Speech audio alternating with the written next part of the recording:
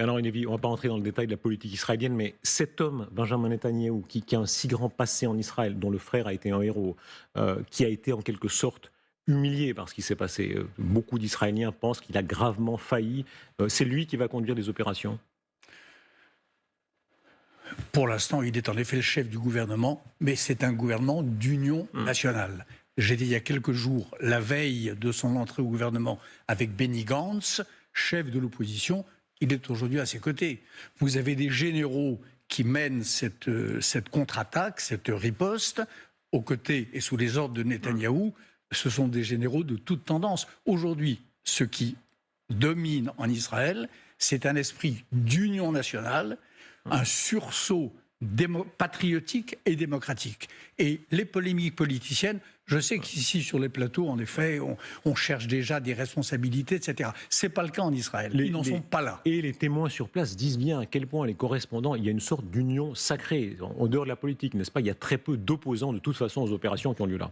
C'est une vraie union sacrée pour la cause sacrée qui est d'empêcher la destruction d'Israël ou de mettre hors d'état de nuire ceux qui la veulent et qui y œuvrent, et de sauver les otages. Voilà, sauver les otages, sauver chaque vie pour tout démocrate, et en particulier en Israël, c'est une tâche sacrée. Donc il y a union sacrée pour ce devoir sacré qui est de sauver les otages. Écoutez, il y a quelques jours, c'était les soldats, il y a beaucoup de réservistes, il y a 360 000, bientôt 380 000 réservistes, ce sont des chiffres très importants qui sont en train de se jouer.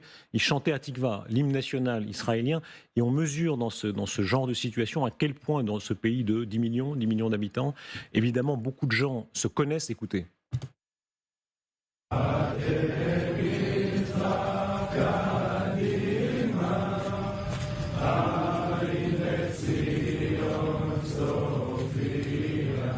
Alors Lévy, là, ce genre de scène, on en a des dizaines, des centaines à l'échelle d'Israël.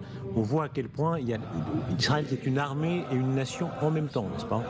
C'est une armée citoyenne, absolument. C'est comme l'armée de la Révolution française, c'est une grande armée démocratique, une armée citoyenne, multiethnique. Je peux vous dire que parmi les soldats qui aujourd'hui sont au bord de la bande de Gaza et s'apprêtent peut-être dans les heures qui viennent à intervenir, il y a des juifs, il y a des druzes, il y a des juifs éthiopiens, il y a des juifs d'origine européenne, il y a des sabras.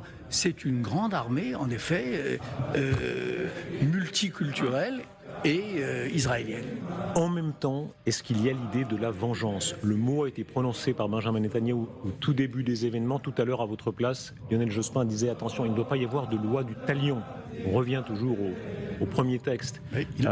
Et on pourrait le comprendre. Vu d'Europe de l'Ouest, le mot, on n'ose plus dire vengeance. Mais dans beaucoup de pays d'Orient, on pratique toujours ce mot. Est-ce qu'il y a aussi l'idée de vengeance?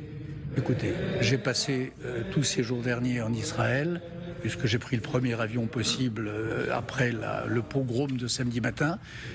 J'ai entendu Netanyahou dire ça. J'ai pas entendu beaucoup d'Israéliens parler de vengeance, et même pas d'ailleurs.